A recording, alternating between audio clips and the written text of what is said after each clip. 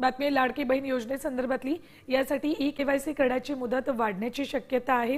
लाडकी बहीण योजनेच्या 2,40,00,000 लाभार्थ्यांपैकी आतापर्यंत 80 लाख महिलांचंच ई-केवायसी पूर्ण झाले। 18 नोव्हेंबरपर्यंत ई-केवायसी पूर्ण करण्याची मुदत आहे। मात्र ई-केवायसी करताना तांत्रिक अडचणी येत आहेत, त्यामुळे महिला आणि बालविकास विभागासमोर मोठं आव्हान आहे। लाभार्थ्यांची ई-केवायसी राहिल्यास तत्कालीन परिस्थिती पाहून निर्णय घेण्यात येईल, अशी माहिती महिला आणि बालविकास मंत्री अदिती तटकरे यांनी दिली।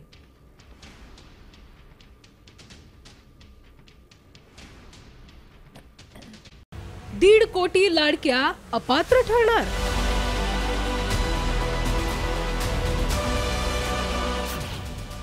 केवळ 80 लाख लाभार्थ्यांचंच ई-केवायसी पूर्ण।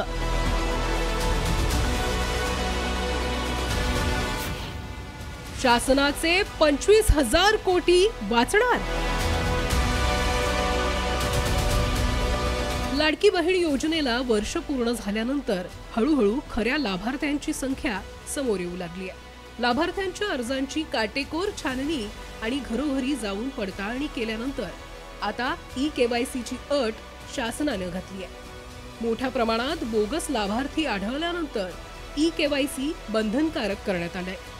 मात्र तांत्रिक अडचणींचा फटका लाभार्थ्यांना बसतोय। एकूण लाभार्थी 2,40,00,000। 18 नोव्हेंबर आधी ई-केवायसी पूर्ण करण्याचं आव्हान।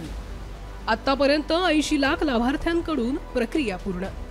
तांत्रिक अडचणी दूर करण्यासाठी सर्व्हरची क्षमता वाढवली। प्रतिदिन 10 लाख ई-केवायसी करण्याची क्षमता। OTP न येणे, आधार लिंक संबंधी समस्या अशा कारणांमुळे अनेक महिलांना ई-केवायसी करताना अडचणी येत आहेत। महिला व बालविकास मंत्र्यांनी मात्र 1 कोटीच्या वर लाभार्थ्यांचं ई-केवायसी झाल्याचा दावा केलाय। सर्व्हरमध्ये सुद्धा आम्ही अनेक सुधार आणलेले आहेत। रोजच्या घडीला जवळपास 4 ते 5 लाख लाडक्या बहिणींचं ई-केवायसी प्रोसिजर होते।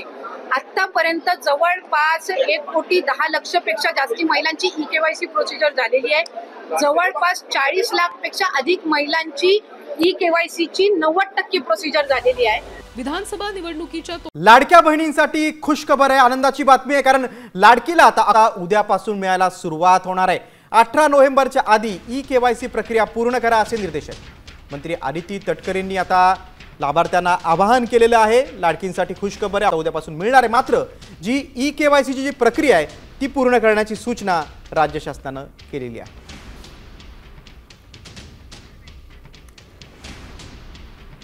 आता कधी मिळणार याकडे लाभार्थ्यांचं लक्ष होतं, मात्र आता लाडक्या बहिणींसाठी राज्य शासनाने आनंदाची बातमी दिलेली आहे। लाडकीला आताचा हप्ता उद्यापासून मिळायला सुरुवात होणार आहे। त्यांच्या अकाउंटमध्ये पैसे जमा व्हायला सुरुवात होईल। ही प्रक्रिया पूर्ण करण्याची सूचना आहे। अधिक काय माहिती? महिला आणि बालकल्याण मंत्री अदिती तटकरे यांनी या संदर्भातली ट्विट करून माहिती दिलेली आहे। उद्यापासून लाडक्या बहिणींना पैसे मिळणार आहेत, त्याचा सन्मान निधी वितरित होणार आहे। लाडक्या बहिणींनी 18 नोव्हेंबरच्या आधी ई-केवायसी प्रक्रिया पूर्ण करावी असं आवाहनही यावेळी करण्यात आलेलं आहे। मात्र आता ही आनंदाची बातमी आहे, उद्यापासून लाडक्या बहिणींना पैसे मिळणार आहेत, त्याचा सन्मान निधी वितरित होणार आहे।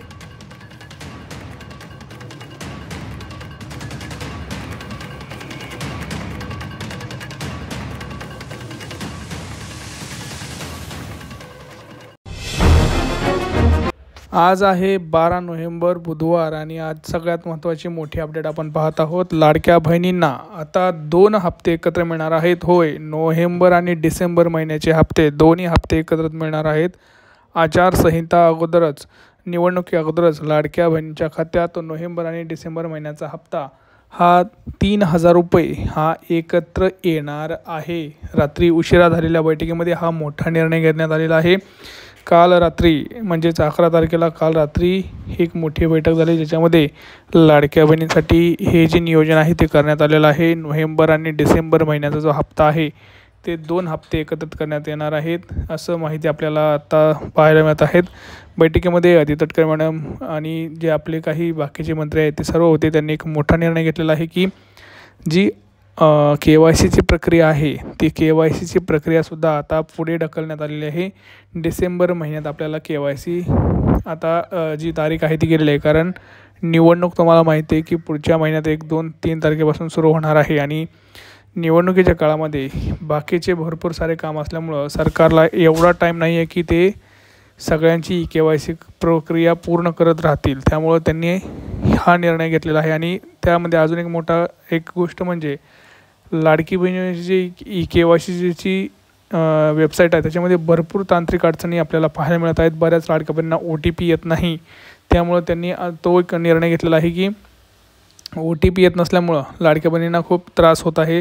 त्यांना सारखं वेबसाईट ओपन करा, परत OTP येत नाही, कोणाचं मध्येच काहीतरी बंद होतं. त्यामुळं हा सगळा त्रास लाडक्या बहिणींना होत असल्या कारणानं त्यांनी असं बघितलं आहे की आता सर्व्हर जे आहेत, म्हणजे जिथे वेबसाईट आहे त्यांची सर्व्हरची संख्या वाढवलेली आहे.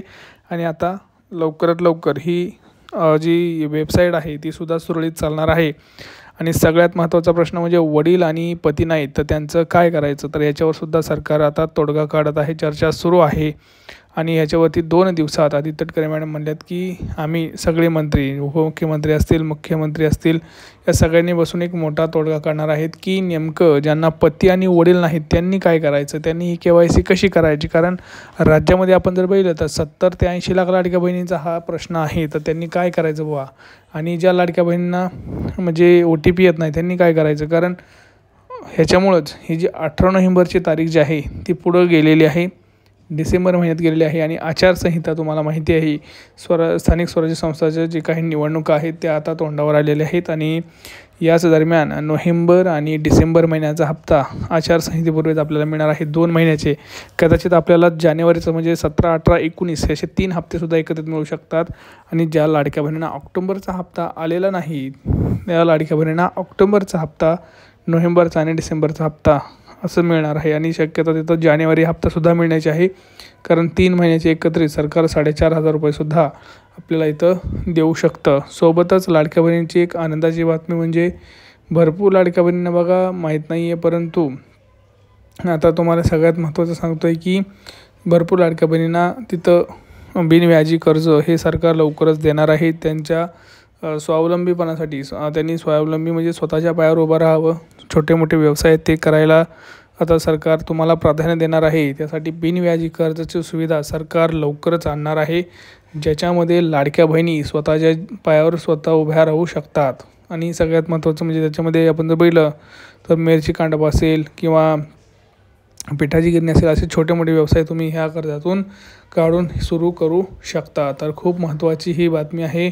हा व्हिडिओ आपल्या लाडक्या बहिणींना जास्तीत जास्त शेअर करायचा आहे. लवकरच हे बिनव्याजी कर्जसुद्धा आपल्याला पाहायला मिळणार आहे. सोबतच आता तुम्ही म्हणाल कोणत्या बँकेत आणि कोणत्या जिल्ह्यात पैसे येणार, लक्षात घ्या हे जे वाटप आहे नोव्हेंबर डिसेंबरचं हे 1-2 दिवस चालणार नाही, 8 ते 10 दिवस हे चालणार आहे. निवडणुकीच्या अगोदर हे सगळं वाटप सर्व जिल्ह्यामध्ये सर्व ह्याच्यामध्ये 100% आपल्याला पाहायला मिळालं आहे. त्यामुळे चॅनलला सबस्क्राईब करायचं आहे, कमेंट सेक्शनमध्ये कमेंट करायचं आहे कोणाकोणाला पैसे आले, तुमचा जिल्हा कोणता आहे, तुमची बँक कोणती आहे, कुठलाही प्रश्न असेल तुम्ही विचारू शकता.